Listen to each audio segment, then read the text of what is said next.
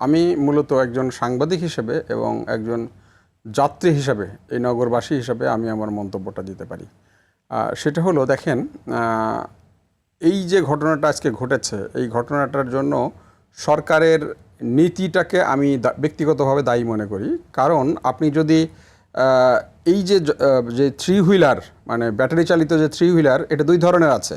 একটা হলো যে চায়না বা লোকাল মেড থ্রি হুইলার, আরেকটা হলো কিছু আছে আমাদের এই যে করা মানে যে প্রচলিত রিক্সা আছে, সেই রিক্সাকে একটু চেঞ্জ করে তার সাথে মোটর লাগিয়ে তৈরি করা।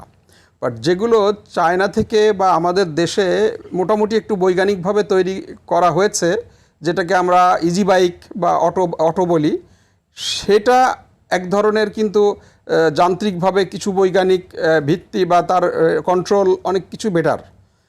যখন এই বিষয়টা সারা বাংলাদেশে ছড়িয়ে গেছে, আপনি জেলা শহরে যান, জেলা শহরে গিয়ে কিন্তু এই যে চাইনিজ যে বাইকগুলো, এই বাইকগুলো কিন্তু ব্যাপকভাবে ছড়িয়ে গেছে।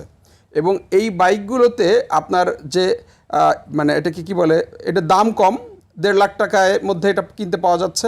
আবার একসাথে যেটা 6 জন মানুষ বহন করতে পারছে, 6 জন বা 8 জন, ফলে তার আয় বাড়ছে এবং খরচ অত্যন্ত কম। সেই সময় এটার এত প্রাবল্য হওয়ার কারণে কিন্তু আপনি জেলা শহরে এইরকম আমাদের ঢাকা শহরে যে জিনিসটা হয়েছে, রিক্সাটাকে চেঞ্জ করে মানে অটোরিকশায় তৈরি করা হয়েছে, এটা কিন্তু আপনি জেলা শহরে গিয়ে পাবেন না। জেলা শহরে কিন্তু আপনি দেখবেন যে ওই জিনিসটা নাই। যখন এই প্রক্রিয়াটা ঢাকা শহরে, অর্থাৎ আমি বলছি যে জেলা শহরগুলোতে যখন হয়েছে, তখন যদি আমরা ঢাকা শহরে যদি সরকার একটা সিদ্ধান্ত নিতে পারত যে আমাদের এই যে প্রচলিত রিক্সার পরিবর্তে মানে বৈজ্ঞানিক ভিত্তিতে মানে অটোরিকশা, যেটাকে আমরা থ্রি হুইলার, বৈজ্ঞানিক থ্রি হুইলার যদি আমরা ঢাকা শহরে দিতে পারতাম, তাহলে আমার মনে হয় যে এই মানে পরিস্থিতিটা সৃষ্টি হতে পারতো না। কারণ আমি আপনাকে বলি যে একটা রিক্সা যে জায়গাটা নেয়, একটা রিক্সাতে মাত্র 2 জন যেতে পারে। ঠিক এই যে থ্রি হুইলার যেগুলো, সেই থ্রি হুইলারে কিন্তু ওই জায়গাটাতে 3 জন লোক যেতে পারে। একটা সাধারণ পায়ে চালিত রিক্সা, সেই রিক্সাটা যে গতিতে যতটুকু সময় যায়, একটা এই থ্রি হুইলার যেটা ব্যাটারি চালিত, সেটা কিন্তু আপনার ভাই এগুলো কোনোটাই তো কাম্য নয়। শহরে তো আপনার এগুলো থ্রি হুইলার কিংবা টু হুইলার এগুলো কোনোভাবেই থাকবে না। বাস সার্ভিস দিতে হবে। আমি টু হুইলারের জায়গায় থ্রি হুইলার এবং 2 জনের জায়গায় 3 জনের আলাপ করছেন, কিন্তু 2টা রিক্সা কিন্তু একটা বড় মিনি বাসের সমান জায়গা নিয়ে নেয়। আমি মেইন রোডের কথা বলছি না। আমি মেইন রোডে তো অবশ্যই বাস চলাচলের জন্য আমি মানে বাসের বাইরে অন্য কিছু আমি অনুমোদন করব না।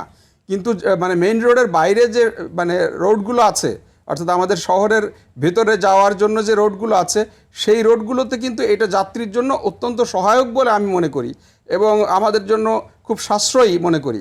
আপনি যে এই জিনিসগুলো বলেছেন যে যাত্রীদের মানে চালকদের প্রশিক্ষণ বা এই যে বিদ্যুৎ চুরি বা চার্জিং স্টেশনের সমস্যা, বা আপনি সুন্দর করে কতগুলো পয়েন্টগুলো বলেছেন যে এই যে ব্যাটারিগুলোর ডাম্পিং এবং এটার জন্য পরিবেশ দূষণ, আমি এইগুলোর জন্য পুরোপুরি একমত এবং এইগুলোকে সঠিকভাবে ব্যবহার করা যায়।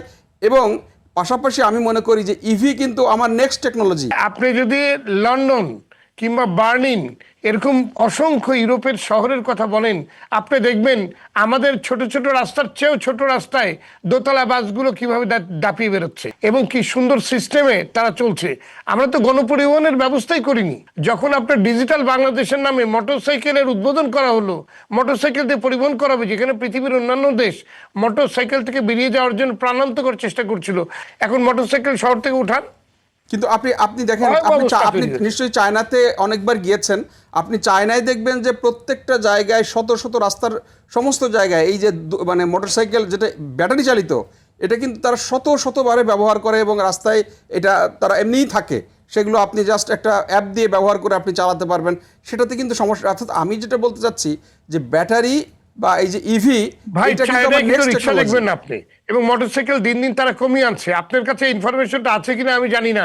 ভিয়েতনাম, চায়নায় তারা অনেক পরিকল্পনা করে এই মোটরসাইকেলগুলো উঠিয়ে নেওয়ার ব্যবস্থা করছে, কারণ তাদের জন্যও সমস্যা তৈরি হয়েছে।